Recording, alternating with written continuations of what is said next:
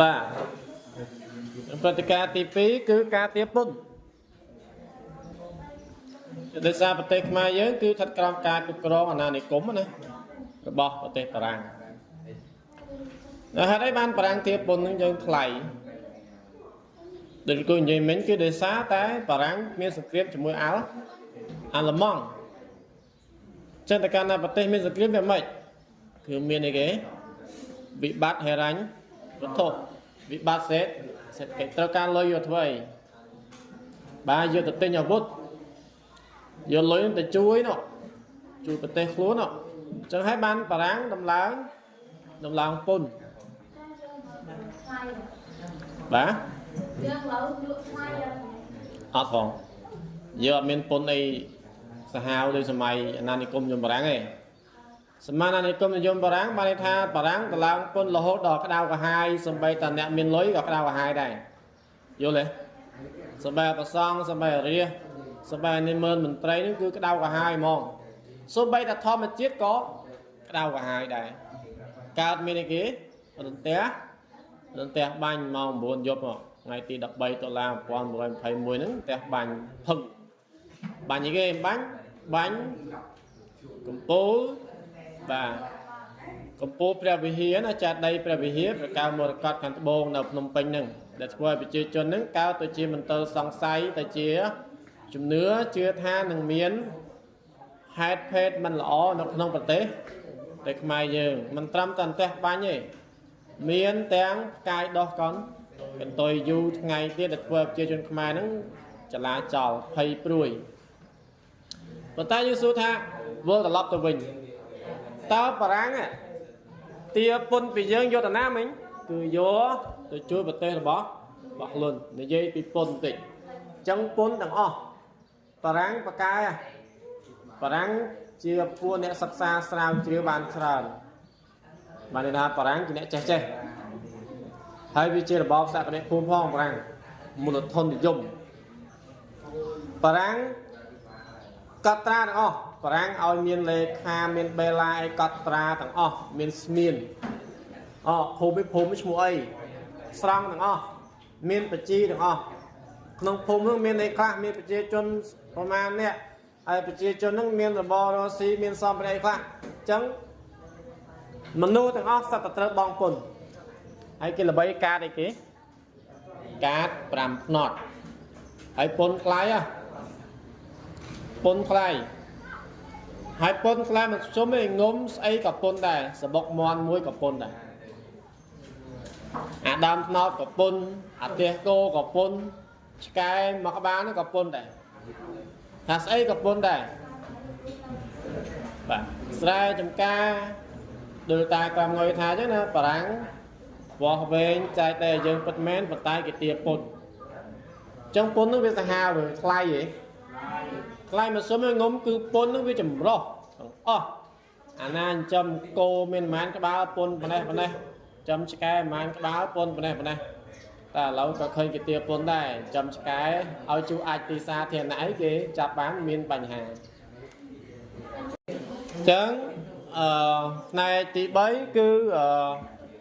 គេនិយាយអំពីទស្សនវិជ្ជាគេក្រោយដែលអ្នកក្លាហានជួននឹងនៅនាំបពុរួមអាវុធនឹងយកនាំគ្នាទៅសម្លាប់ណាគេសម្លាប់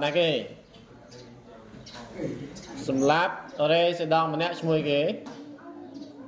ឈ្មោះគេបាទឈ្មោះបារ៉ាដេសនៅកំពង់ឆ្នាំងណាដែលបារ៉ាដេសហ្នឹងគាត់ខឹងថារដ្ឋបាលឃុំរដ្ឋបាលស្រុកអីទាពុនអត់បានអញ្ចឹងចោះទាពុនខ្លួនឯង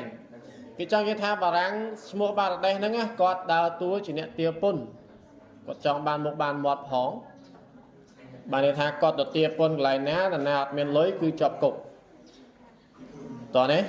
ហើយបារាំងទៅដល់កន្លែងណាគឺមានរឿងមានរ៉ាវអាក្រក់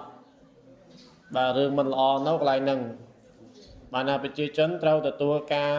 ជេរប្រមាថមើលងាយវាយដំច្រំធាក់ជាប់គុក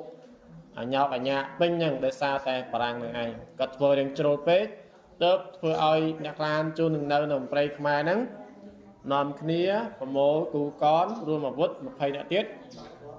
ហើយសហការគ្នាជាមួយនឹងនីនឹង B ជាដើមស្គាល់នឹងនីនឹង B អត់នឹងនីនឹង B ហ្នឹងប្តីគាត់ជាប់គុកដោយសារមានលុយបង់ដល់ពេលនឹង B គាត់មានលុយបង់ឲ្យលុយឲ្យប្រាំងអត់ឲ្យប្តីខ្លួនមកឲ្យខត់ឲ្យនៅជាប់ហ្នឹងចំនួនចុះឡើងក៏អារូបភាពមួយដែលនៅមុខហើយនៅមុខចាត់ដីបោះតាបាល់ដេសនៅកំពង់ឆ្នាំងហ្នឹងមានរូបមួយនាងមួយនឹងឈរចាក់នៅមុខចាត់ដីហ្នឹងនាងហ្នឹងហើយគឺជានឹង B ជាវរៈនារីខ្មែរយើងដែលហ៊ានប្រឆាំងជេរបារាំងឡើងឈ្ងួយក្នុងជេរដែលហៅជាងជេរថៃទៀតបាទជេរលោកឯងគ្មានខួរលោកឯងឃើញជេរជនខ្មែរពិបាកឯងវេទនាចង្ងប់ស្រែធ្វើមិនបានតឡងពុនតឡងចង្ងប់អីជេរសាហាវជាងគ្រូនិយាយទៀតគ្រូនិយាយຕົកខ្លាំងណានឹងនេះនឹងប៊ីនជេរសាហាវគាត់ខឹងគាត់ខំទូបាយហើយនឹង B មានលុយនឹងនេះអត់មានលុយទេនឹង B យកលុយទៅលួសដីដល់ពេលសុំលួសដីលួសអត់បានឲ្យលុយហត់បានប្តីទៀតគេខាត់ឲ្យជាប់នៅអស់គ្នាឆ្លោះចឡើងជួននៅបានឱកាសក៏ចូលទៅសម្លាប់បាទដេះទៅយល់អត់តោះនេះដល់ពេលសម្លាប់បាទដេះទៅមិនអ្នកសម្លាប់បាទដេះហ្នឹងគឺត្រូវបានគេដេញចាប់ដេញបាញ់ព្រោះពេលសម្លាប់បាទដេះនៅសល់កូនចៅមួយអ្នកដាំស្លោរត់ទៅឯសាលាខេត្តនោះទៅប្រាប់តបបារាំងទៅតបបារាំងបានស្ពួនស្ទាក់បាញ់ស្លាប់ប្រជាជនខ្មែរខ្លះរស់ខ្លះដូចជួនអញ្ចឹងទៅជួនជាប់គុកនៅស្លាប់នៅគុកព្រៃកន្លែងទៅ